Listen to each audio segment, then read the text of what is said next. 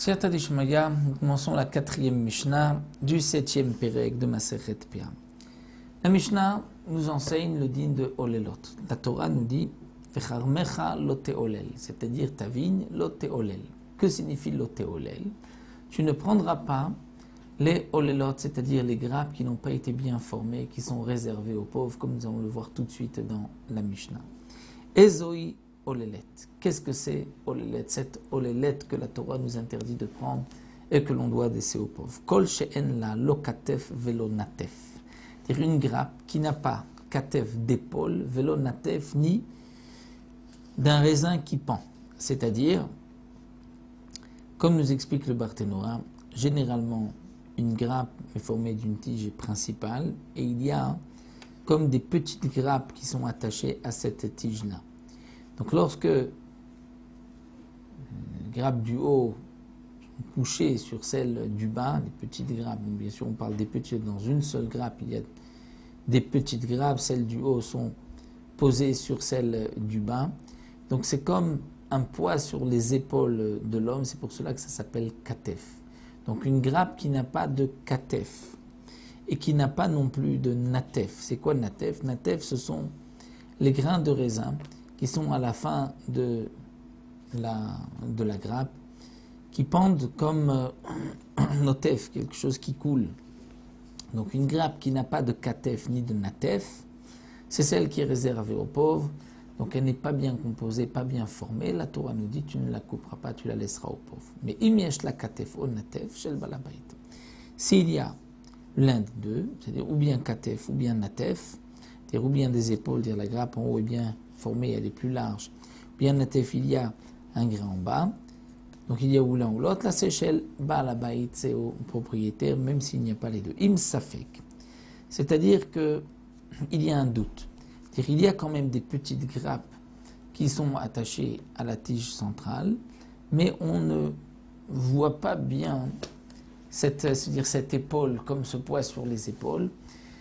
Donc est-ce que on peut considérer que c'est un katef ou pas? On a un doute, alors l'anime c'est pour les pauvres. Un autre din que la Mishnah nous enseigne. Pardon.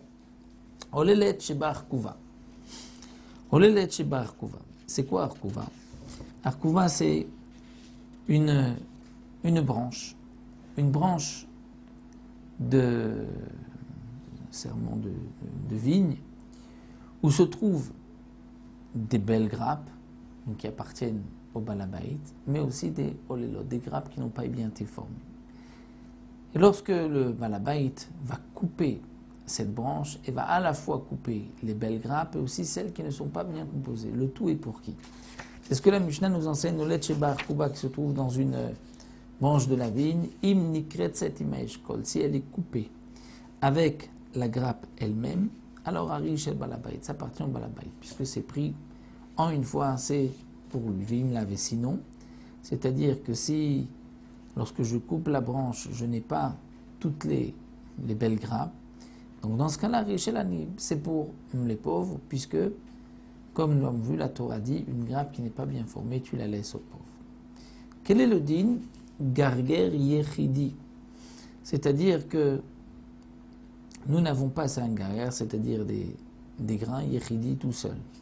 Le Barthénora nous explique, c'est que de la tige centrale, il n'y a pas de petites grappes qui ont poussé, mais il n'y a que des grains de raisin qui sont collés directement à la tige centrale. Quel est le din?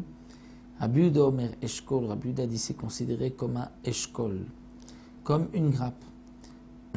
Mais Chachamim disent non, olalet. C'est olalet, c'est-à-dire c'est une partie qui est aux pauvres, étant donné que comme elles ne sont pas couchées l'une sur l'autre, ce n'est pas un katef, ce n'est pas un natef, donc ça c'est pour les pauvres. D'après Rabbi Yehuda, ça reste un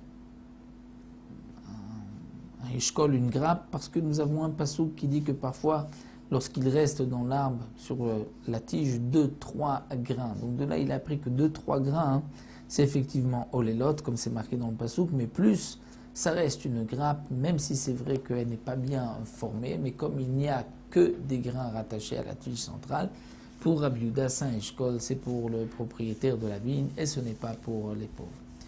Donc voici le din de Peret ve Olelot que nous avons vu dans cette troisième et quatrième Mishnah.